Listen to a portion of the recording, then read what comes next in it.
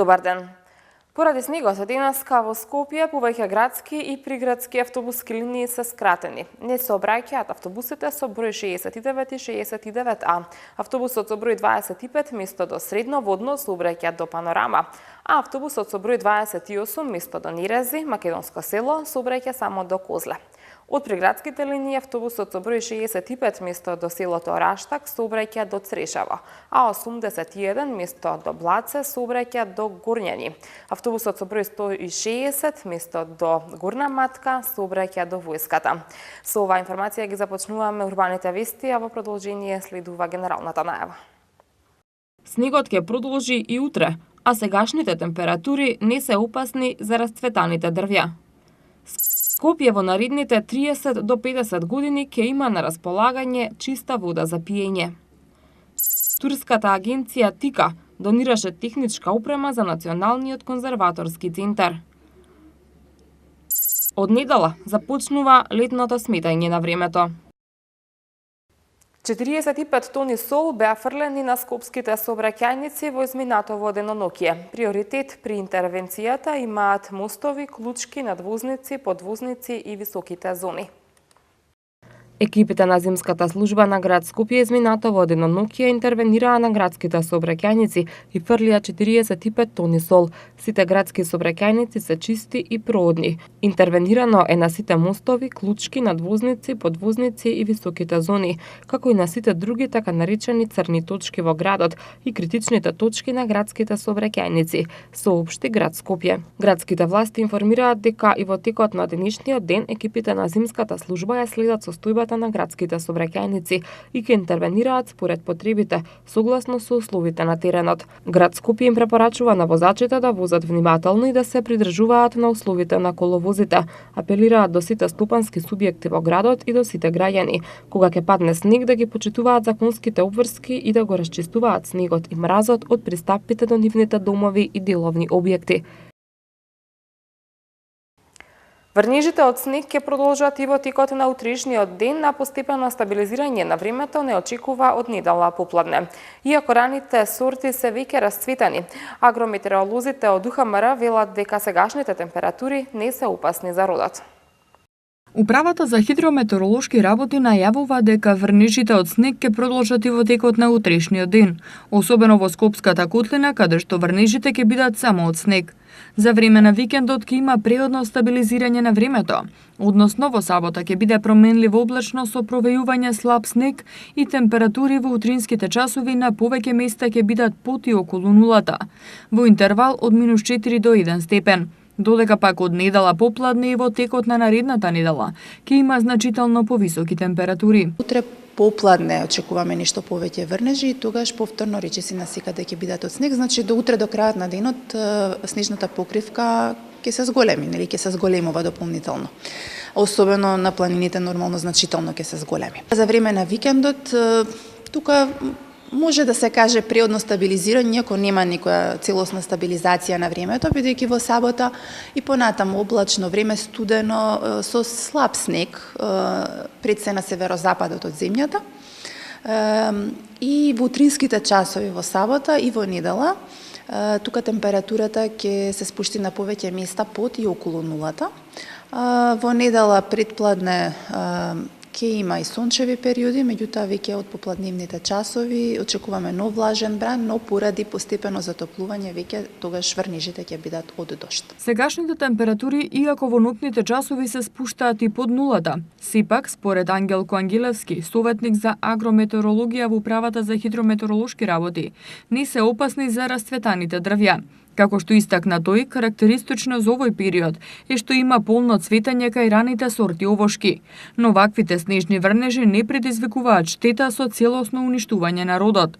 Додека пак за житните култури, воопшто нема никаков проблем ваквата промена на времето. Целосно уништување на родот на овошките може да предизвикаат температури од -6 степени.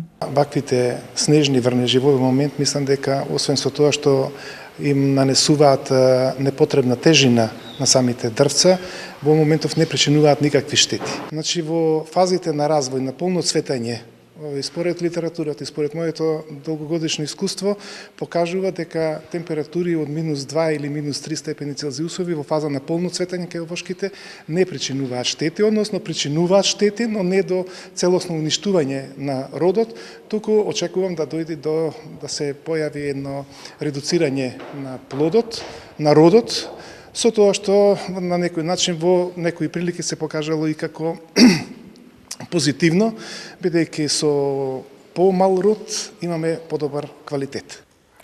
Водата во Македонија, особено во Скопје, е со многу висок квалитет и се вбројува меѓу првите 3 земји во Европа по квалитетот на вода за пиење. Професор Кирил Лисичков од Технолошко-металуршкиот факултет денеска на одбележувањето на Светскиот ден на водата истакна дека Скопје во наредните 30 до 50 години ќе има на располагање чиста вода за пиење. Втора година поред на Технолошко-металуршкиот факултет по повод 22 март, Светскиот ден на водата, се организира работилница насловена Менаџирање со водени ресурси, под мотото Природата за водата. Македонија може да се пофали дека има вода со многу висок квалитет, особено природната вода од чешма, бидејќи Македонија со Скопје се вбројува во земји кои имаат вода со многу висок квалитет. Со изворот Рашче, ние се наоѓаме во првите 3 земји во Европа по квалитетот на вода за пиење. Затоа што, како што истакна професор Кирил Лисичков, станува збор за природна питка вода со многу добар и избалансиран состав. Имаме вода со многу висок квалитет. Ако се носиме рамо до рамо со Австрија и некои други земји, се вбројуваме, посебно изворот Рашче, во првите 3 во Европа по квалитетот на водата која што ја пиеме. Од кои причини? Затоа што се работи за питка вода, која што е така наречена природна или сурова вода, со техничкиот израз, со многу добар и избалансиран состав во однос на присуството на јоните и катјони и ањони во нејзиниот состав. И она што е најважно, се работи за вода која што има pH вредност, некаде 7,35, што е многу блиско до pH вредноста на телесните течности во нашиот организам. Така да нашиот организам ја препознава и може да ја прими онака како што му треба. Професорот Лисичков додаде дека досегашните истражувања покажуваат дека во наредните 30 до 50 години ние ќе имаме чиста вода за пиење, затоа што имаме на располагање добри извори. Но тоа не значи дека не треба да се грижиме за нив. Изворот Рашче има 3 каптажи со заштитни зони. Најчесто работи Рашче 1 и Рашче 2, а во летниот период дополнително се вклучува и изворот Кондово. Во моментов се изработува докторска дисертација за состојбата со изворот Рашче и како тој се прехранува. Во моментот тече изработка на една докторска дисертација на која што сум ја ментор околу состојбата со изворот Рашче и како се прихранува изворот Рашче со посебни изотопски техники, тоа се мери, неагресивни, и ја следиме практично состојбата што се случува, така да тоа е во координација со Атомската агенција и со УНО-СИТИ што е во Виена, и гледаме дека практично изворот Рашче има доволни количини, но тоа не значи дека ние не треба да се грижиме за водата, затоа што од една питка вода ние добиваме после тоа отпадна вода.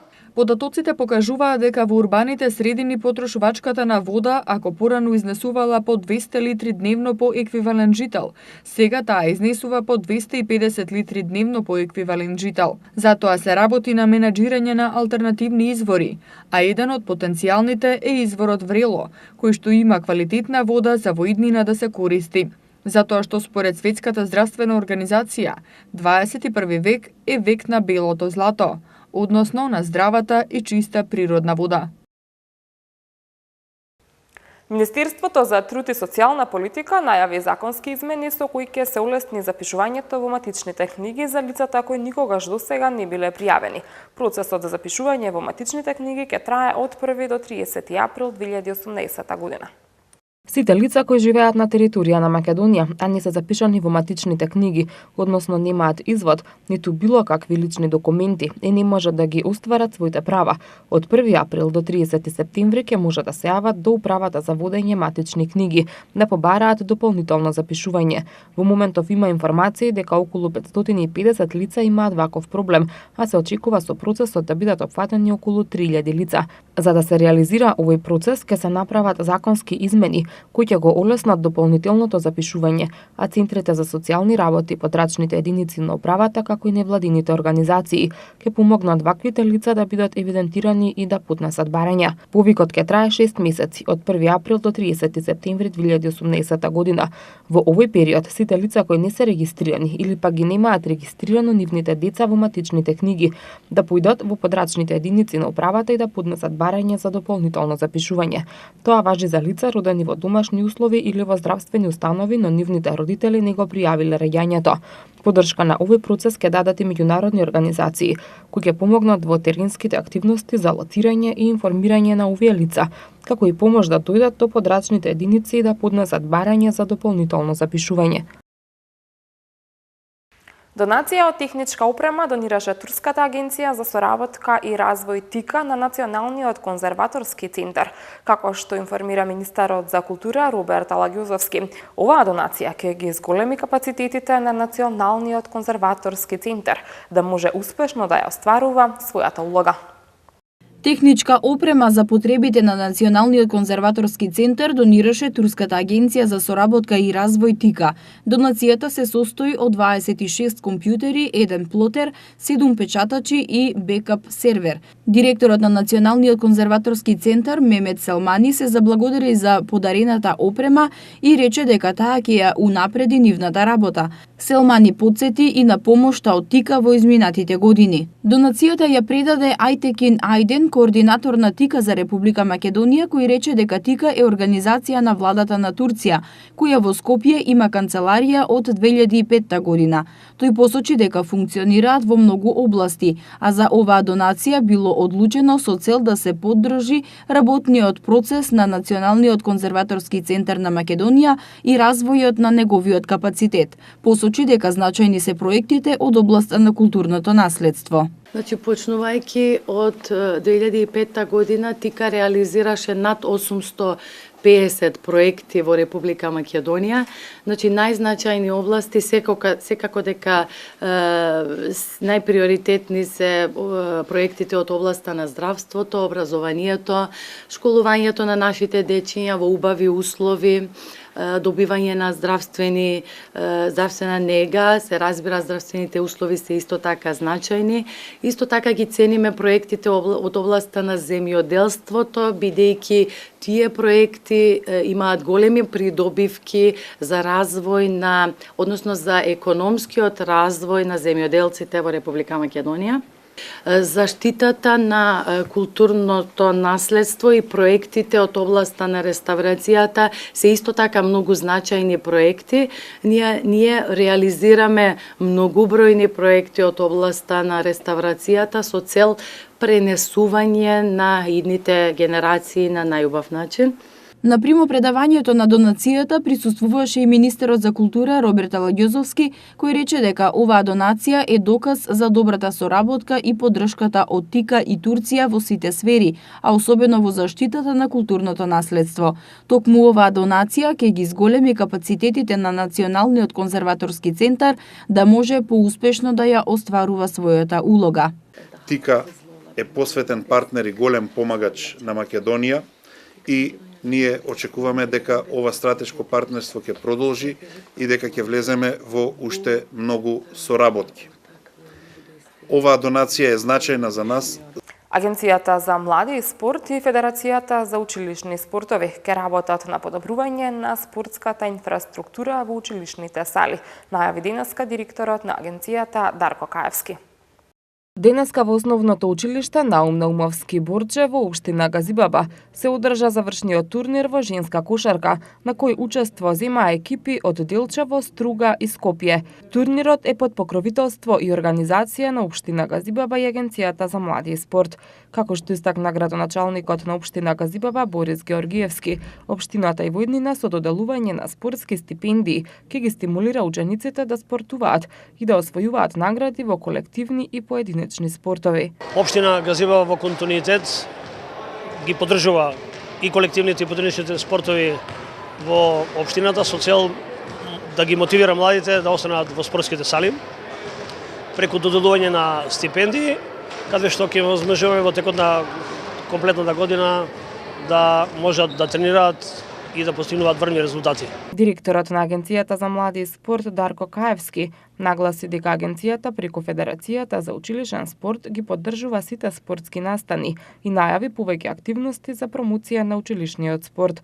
Каевски исто така додаде дека во иднина ќе се работи на подобрување на спортската инфраструктура, со што се очекува и врвни резултати во училишните спортски лиги. Направивме некои нови трендови и некои нови дополнителни активности како знак на поддршка на училишниот спорт, што значи дека оваа година и секоја наредна година ќе имаме многу повеќе активности во училишниот спорт и пред се ќе имаме многу повеќе дечиња ученици кои што ќе спортуваат и ќе се рекреираат. Ќе преземеме конкретни мерки како да ги подобриме условите во постоечката спортска инфраструктура. Онамо каде што фали дел од спортска инфраструктура ќе пристапиме кон доизградба, а онамо каде што се загрозени условите ќе ги преземеме сите можни чекори активности се со цел да ги надминеме сите оние проблеми што кои се соочуваат школите и спортските сали. Со доделување на традиционалните годишни награди на организаторот Сојузот на композиторите на Македонија СОКОМ, вечерва се отвараат деновите на македонската музика. Фестивалот кој го промовира македонското музичко творештво ќе трае до 5 април, до кога ќе бидат изведени 11 концерти. Со концерт на Македонската филхармонија вечерва од 20 часот ќе бидат отворени 41-те денови на македонската музика. Концертот ќе го води диригентот Боријан Цанев, а како солисти ќе настапат виолинистот Александар Иванов и кларинетистот Игор Иванов, како и камерниот хор на византиска музика Херувими. На концертот ќе бидат изведени дела од тројца македонски композитори од различни генерации, 3 псалми за хор и оркестар од Сони Петровски, концерт за кларинет и оркестар од Панде Шахов, како и премиера на концертот за виолина и оркестар од Филип Иванов. Фестивалот ќе почне со доделување на традиционалните годишни награди на организаторот Сојузот на композиторите на Македонија СОКОМ. Музикологот, публицист и новинар Марко Коловски е годинашен добитник на наградата за животно дело Трајко Прокопиев. Наградата Панче Пешев за најзначени достигнувања во музичкото творештво и музикологијата во минатата година им се доделува на композиторот Кокан Димушевски за делото Светилничарот и на композиторката Дарија Андовска за делото Autopsis A Brief History of Small Deaths, кои беа изведени лани на 40-тите денови на македонската музика. Наградата Георги Божиков за најдобра изведба на дела од македонски автори во минатата година ја добива Биг бендот на Сдруженијето на џез музичарите и слободните уметници за концертот одржан на минатогодишните денови на македонската музика. Фестивалот кој го промовира македонското музичко творештво ќе трае до 5 април, до кога ќе бидат изведени 11 концерти. Во рамки на проектот Креарт, мрежа на градови за уметничко творештво. Синоќа во музеот на град Скопје беше отворена изложбата на дела од 9 млади уметници Портали. Во музеот на град Скопје синоќа беше отворена изложбата на дела од 9 млади уметници Портали. Изложбата е во рамки на проектот Креарт, мрежа на градови за уметничко творештво, а е дел од активностите за одбележување на 21 март Европскиот ден на уметничка креативност. Изложбата ја отвори претседателката на Советот на град Скопје Љубица Јанчева, која посочи дека град Скопје е партнер во проектот.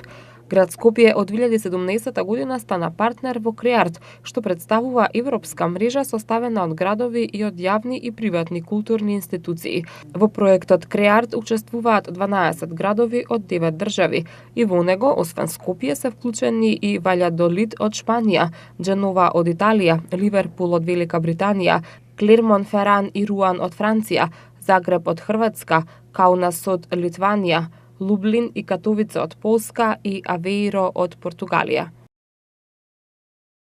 Од недела започнува летното сметање на времето со поместување на стрелките на часовникот 1 час нанапред. Со поместување на стрелките на часовникот за 1 час нанапред во недела на 25 март, времето во 2 часот по полноќ ќе се смета како 3 часот, со што почнува летното сметање на времето. Како што соопшти Министерството за економија, летното сметање на времето во 2018 година завршува на 28 октомври во 3 часот наутро, кога стрелките на часовникот ќе се поместат за 1 час наназад. Одлуката за денот и моментот на воведување и денот и моментот на завршување на летното сметање на времето за 2018 година е усвоена на последната седница на владата, согласно директива на Европскиот парламент. Донесувањето на оваа одлука придонесува кон следење на долгорочната економска политика на Република Македонија за асоцирање кон Европската унија, како и водење сметка за непречено функционирање на одредени сектори, не само за транспорт и врски, туку и други сектори од индустријата, кои бараат стабилно и долгорочно планирање, се вели во соопштението од Министерството за економија.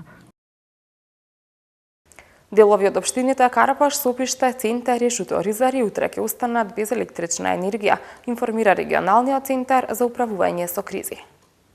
Регионалниот центар за управување со кризи на град Скопје информира дека заради закажани технички зафати во дистрибутивната електромрежа, утре без електрична енергија ќе останат дел од општините Центар, Сопиште, Шуторизари и Карпаш. Во периодот од 9 до 15 часот без струја ќе бидат корисниците од објектот административна зграда на Луна парк, корисниците во околината на Луна парк, како и ресторан Уранија во општина Центар. Во истиот временски период без струја ќе биде дел од селото Добридол кон викендиците во општина Сопиште и дел од корисниците од улицата Пелагонија во општина Шуторизари. Во периодот од 14 до 16 часот без струја ќе бидат корисниците од улицата Трифун Пановски број 2 во општина Карпош. Утре се уште ќе има повремени врнежи од дожд и снег, но кон крајот на денот ќе престануваат. Во сабота ќе биде променливо облачно со пројавување слаб снег. Температурата во сабота ќе се движи од 0 до 6 степен. Постепено затоплување ќе има од недела во текот на денот, кога ќе има локални врнежи притежно од дожд. Температурата во недела ќе се движи од 1 до 8 степени. Со информацијата за временската прогноза го завршуваме и ова издание на Урбаните вести. Ви благодарам за вниманието. Имајте пријатна вечер. Довидување.